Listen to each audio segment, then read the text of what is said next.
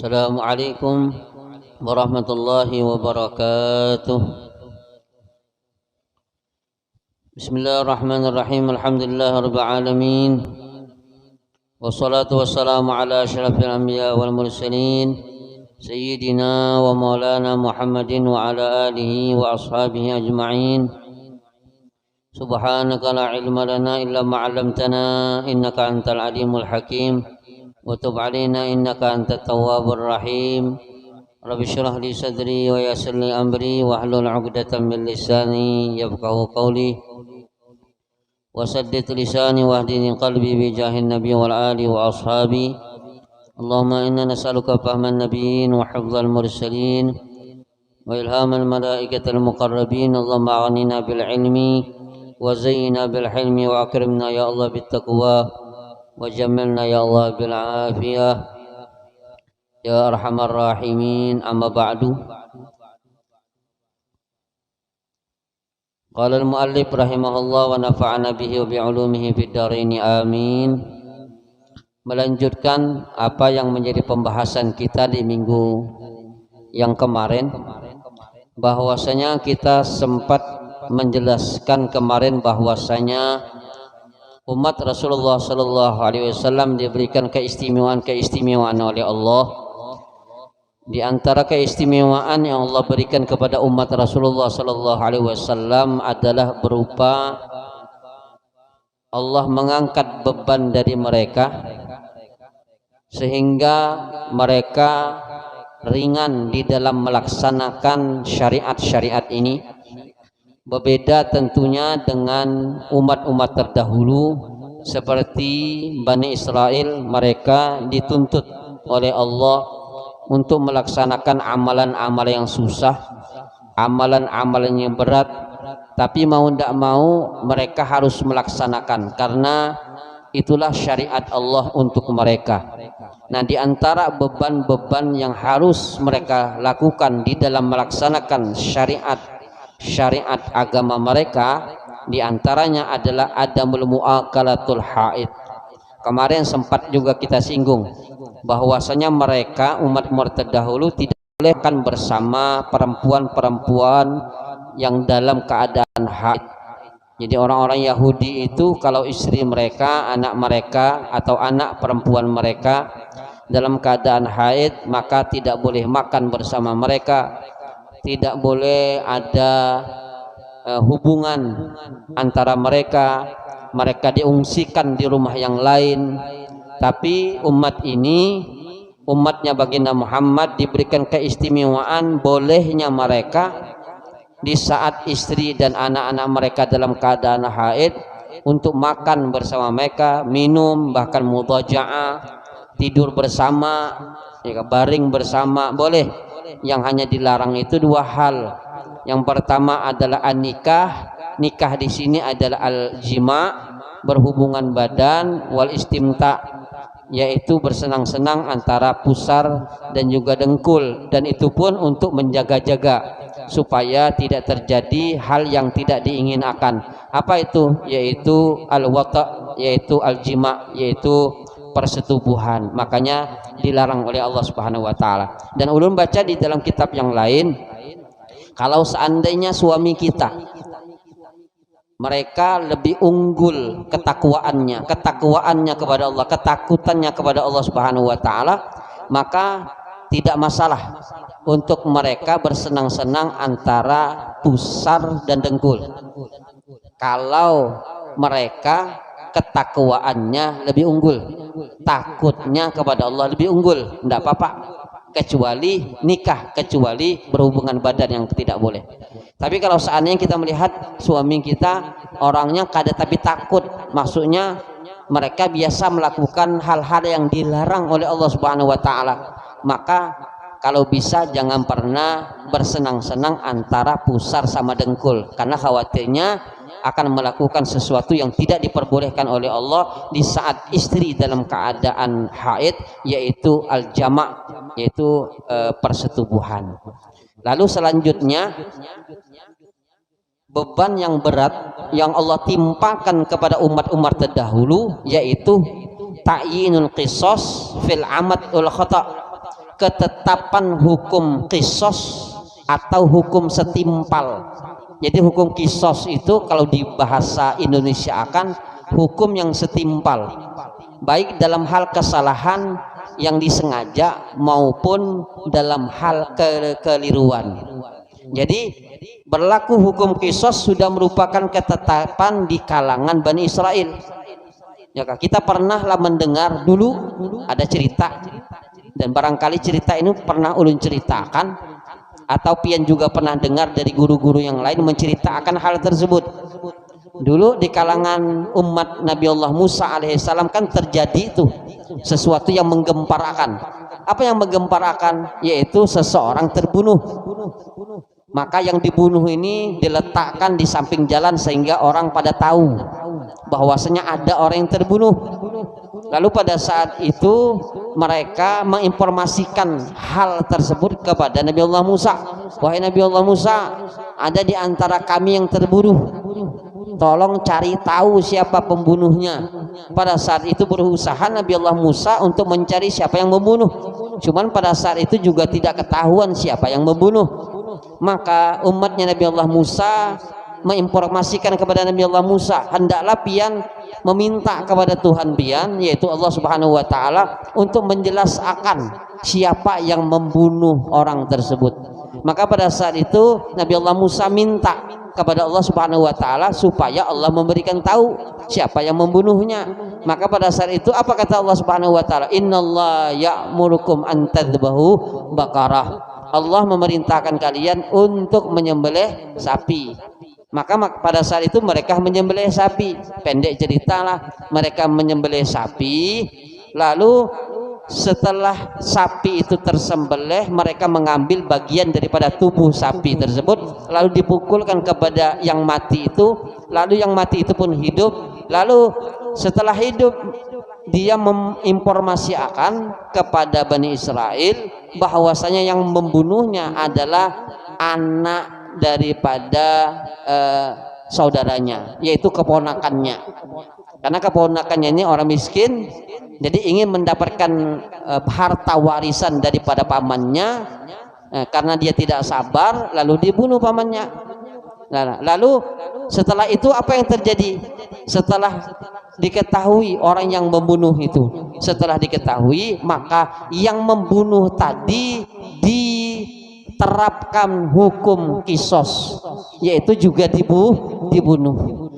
Tadi dia membunuh, lalu setelah yang dibunuh ini menginformasikan bahwasanya yang membunuh dia adalah anak daripada saudaranya, maka dia setelah itu dibunuh. Jadi di zaman Bani Israel sudah diketahui yang namanya hukum qisas. Bahkan kesalahan yang tidak disengaja, kekeliruan pun harus dikenakan hukum qisas. Di kalangan mereka tidak ada yang namanya hukum diyah, itu kadada. Hukum diyah, tahu diyah, tebusan. Nah, tebusan itu adanya di kita saja, di umat Rasulullah SAW. Di kalangan umat terdahulu tidak dikenal yang namanya hukum qisas, baik dalam pidana pembunuhan maupun serangan yang mengakibatkan luka badan. Itu kadada yang namanya diyah, tebusan kadada. Hal itu terdapat dalam hadis sahih Bukhari, ya kan? Di dalam bab diyat namanya, bab tebusan. Nah, mengenai pernyataan ini Allah Subhanahu wa taala menyatakan di dalam Al-Qur'an, jelas di dalam Al-Qur'an disebut oleh Allah, wa katabna alaihim fiha annan nafsa bin nafsi, dan kami telah tetapkan atas mereka, atas Bani Israel, di dalam kitab Taurat bahwasanya jiwa dibalas dengan jiwa, nyawa dibalas dengan nyawa. Namun ada keistimewaan untuk umat baginda Muhammad sallallahu alaihi wasallam dengan penetapan hukum.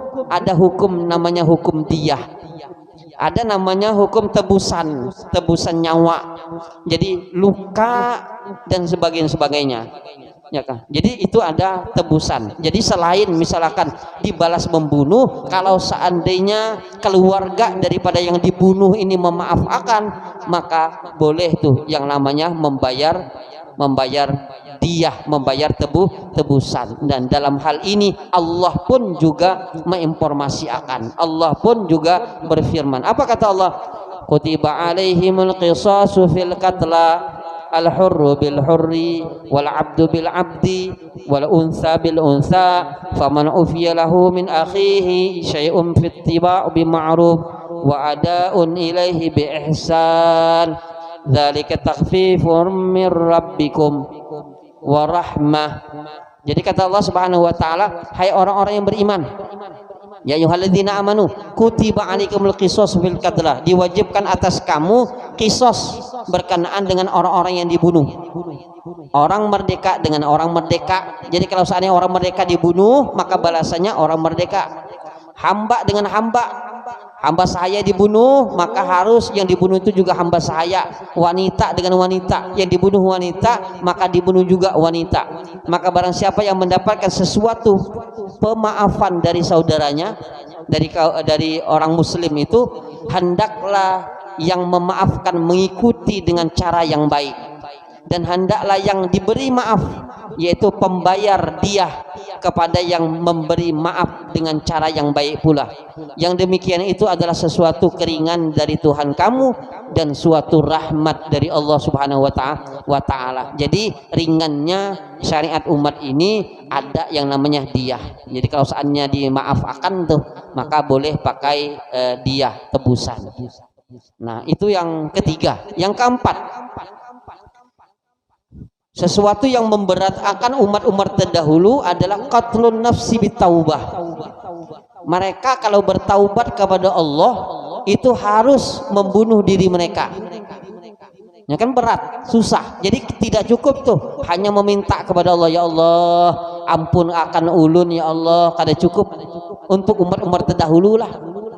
Kalau mereka mau bertaubat dengan taubatan nasuha daripada dosa yang mereka lakukan, maka hal yang harus mereka lakukan adalah membunuh diri mereka. Dan hal itu dicontohkan juga, pernah tuh kita mendengar tatkala mereka Bani Israel menyembah anak sapi yang dibikin oleh Musa As-Samiri. Maka pada saat itu Nabi Allah Musa alaihissalam pergi ke gunung Tursina karena diundang oleh Allah Subhanahu wa taala. Sekembalinya beliau dari bermunajatnya beliau kepada Allah Subhanahu wa taala, beliau mendapati umat-umatnya menyembah patung sapi, anak sapi yang dibikin oleh Musa As-Samiri. Maka pada saat itu Allah Subhanahu wa taala berfirman, karena mereka ingin bertaubat kepada Allah Subhanahu wa taala. Apa yang difirmankan oleh Allah? Fatubu ila bariikum faqtulu anfusakum. Yaitu mereka bertaubat kepada Allah, bertaubat kepada yang menjadikan mereka, faqtulu anfusakum, maka bunuhlah diri kalian. Ya, ini pertaubatan mereka dari dosa-dosa yang mereka lakukan. Bahkan di sini disebut akan ayaktulal bari minhumul mujrim, mereka yang tidak melakukan dosa membunuh orang-orang yang melakukan dosa, itu pertaubatan mereka.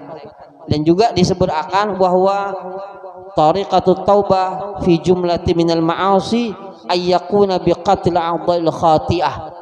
Dan diantara salah satu cara pertaubatan mereka daripada kemaksiatan, yaitu dengan memotong anggota-anggota tubuh mereka yang melakukan kesalahan, seperti misalkan lidah.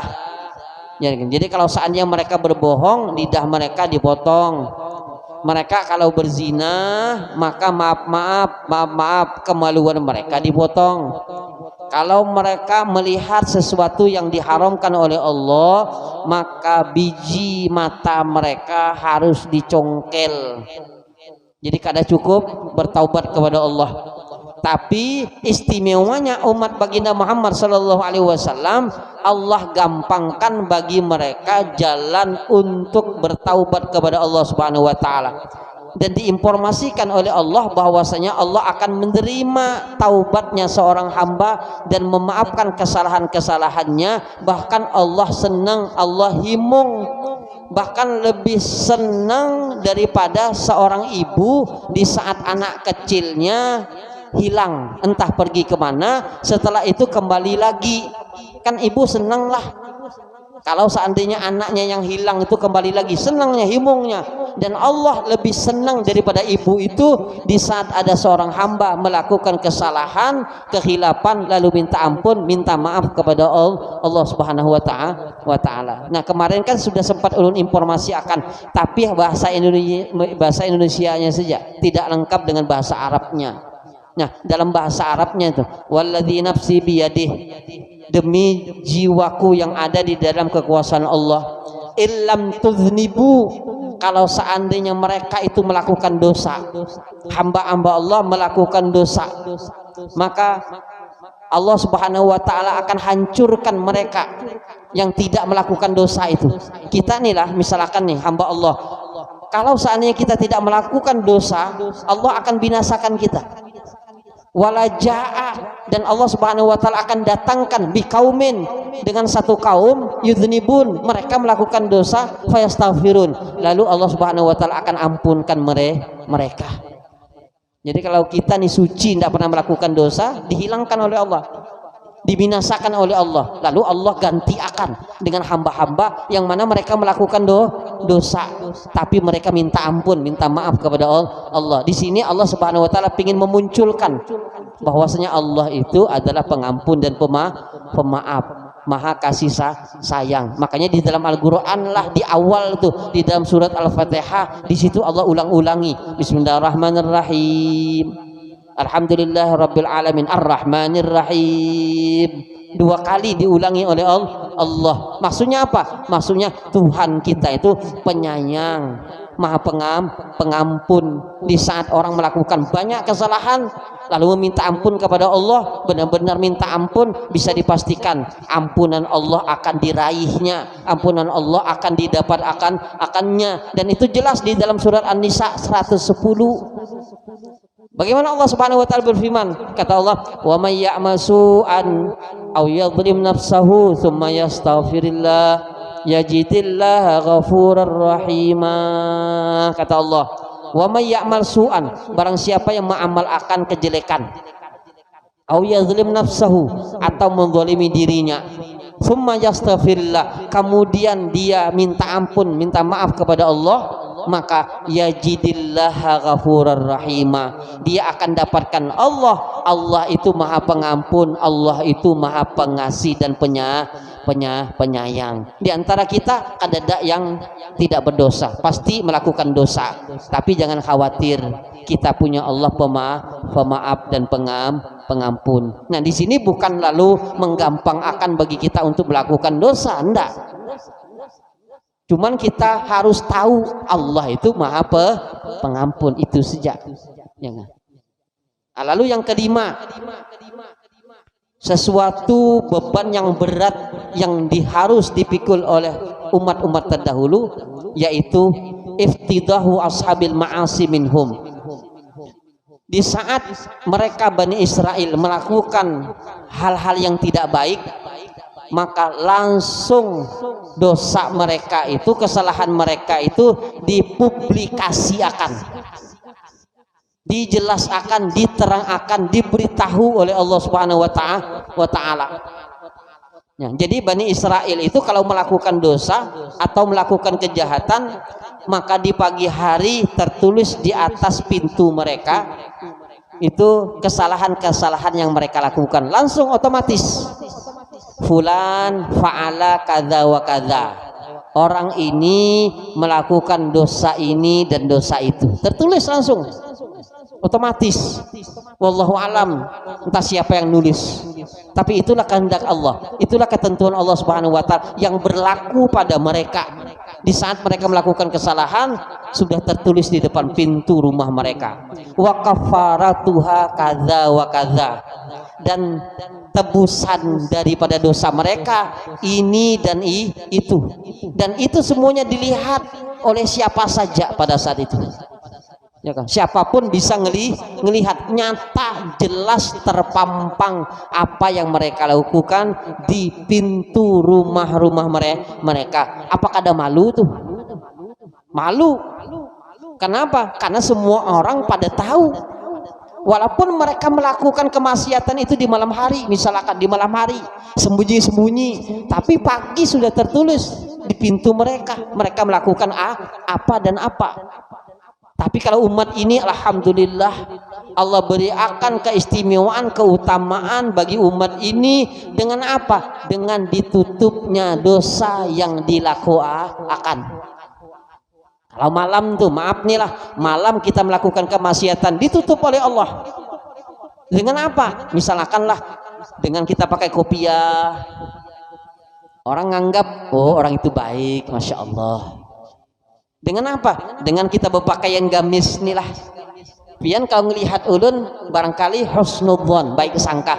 Oh orang ini baik pakai gamis. Ulun ngelihat pian juga begitu, pakai kopiah, masya Allah. Pakai gamis, masya Allah. Walaupun tadi malam melakukan kemaksiatan kepada Allah Subhanahu Wa Taala, tapi ditutupi oleh Allah Subhanahu Wa Taala.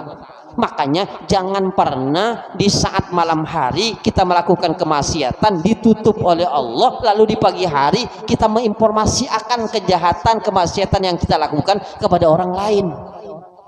Itu juga namanya melakukan kemaksiatan dengan terang-terangan. Walaupun di malam hari kita melakukan kemaksiatan tersembunyi, tidak ada orang yang tahu. Tapi kalau di pagi hari kita informasikan kepada kawan kita, misalkan, tahulah pian tadi malam ulun minum khamar, misalkan.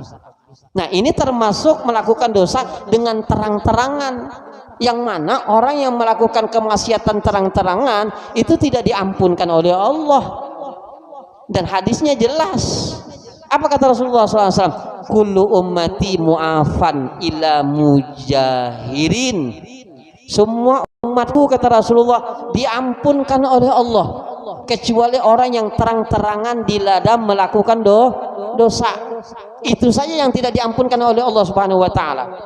Wa inna minal jihar, kata Rasulullah, termasuk orang yang melakukan kemaksiatan dengan terang-terangan, yaitu ayya'malar rajulu billaili amalan summa yusbihu wa qad satarahu Allah Ta'ala, yaitu orang yang melakukan satu amalan yang kada baik di malam hari, lalu kemudian di pagi hari telah ditutupi oleh Allah kesalahannya. Cuman sayangnya fayaqulu, dia berucap, ya fulan amil tu bareha kada wa kada, wahai si fulan, wahai si A, wahai si B, tadi malam mau tahulah pian ulun telah melakukan ini, ulun telah melakukan kemaksiatan itu dan lain sebagainya. Wa qad bata yasturu rabbuhu, di malam hari dia telah ditutupi dosanya oleh Allah. Cuman sayang wa yusbihu yakshifu satrullah anhu, sayangnya di pagi hari dia membuka apa yang sudah ditutup oleh Allah Subhanahu Wa Taala. Nah ini termasuk orang yang melakukan dosa terang-terangan. Jadi jangan sampai menginformasikan kemaksiatan yang kita lakukan kepada ini, itu dan lain sebagainya. Jangan, tutupi saja.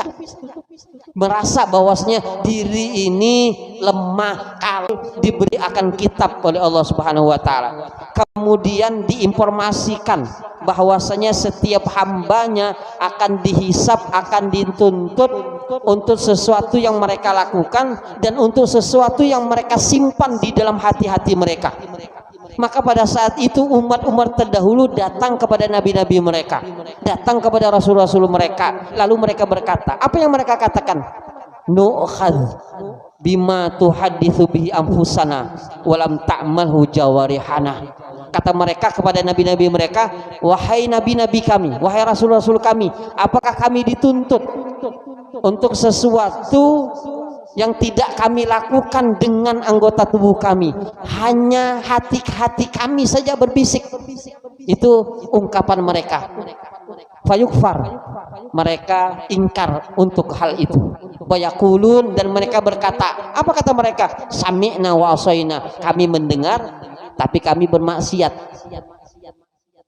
Ya kan? Jadi mereka tidak terima tuh. Kalau seandainya mereka dituntut untuk bisikan-bisikan hati yang tidak dilakukan oleh anggota tubuh mereka menuntut hal itu. Mereka mengingkari itu. Mereka tidak senang dengan hal itu. Makanya mereka berkata kepada Nabi mereka, sami'na wa asaina. Kami dengar tapi kami bermaksiat, tidak mau patuh. Dengar sejak. Tapi berbeda dengan perkataan orang mukmin di kalangan umat ini. Apa kata orang-orang mukmin dari kalangan umat ini? Lihat apa yang mereka ungkapkan. Sami'na, kami dengar akan. Wa ata'na, kami taat. Wa aslamna, kami menyerahkan diri. Wa amanna, kami beriman billahi, kepada Allah, wa malaikatihi, kepada malaikatnya, wa kutubihi, kepada kitabnya, wa rusulihi, dan kepada rasulnya. Allah memberikan ketenangan kepada mereka untuk tidak menuntut apa-apa yang dibisikkan oleh hati-hati mereka, yang tidak dilakukan oleh anggota tubuh mereka. Jadi kita nih umat Rasulullah SAW berbeda dengan umat-umat yang terdahulu. Kalau umat-umat yang terdahulu lah bisikan-bisikan hati mereka dituntut oleh Allah Subhanahu wa taala. Tapi kalau kita umat Rasulullah, kalau masih ada di dalam hati lah, belum diungkapkan, belum jatuh dosa. Ya ke hati kita begini kepada orang lain. Kalau itu masih dalam hati tidak masalah. Tidak masalah, tidak dituntut. Tapi kalau sudah kita action akan, kita nampak akan di dalam perbuatan, baru itu mendapatkan kesalahan. Kan istimewa lah, istimewa umat ini.